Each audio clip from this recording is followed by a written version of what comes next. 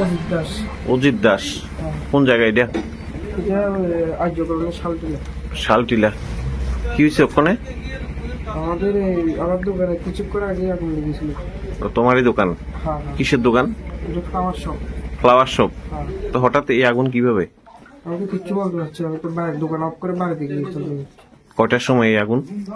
এটা আড়াইটা থেকে 3টা নাগাদ। রাতে 2:30 3টা নাগাদ। হ্যাঁ। তো টের পাইছো কিভাবে? আমাকে ফোন করেছে ঘরের মালিক। মালিক ফোন করেছিল? হ্যাঁ। আচ্ছা, কেমন তোমার এই যে ক্ষয়ক্ষতির পরিমাণ কেমন? প্রায় 3-4 লাখ টাকার মতো আমার মাল হয়। 3-4 লাখ টাকার মাল ছিল, কিছুই রক্ষা হয়নি?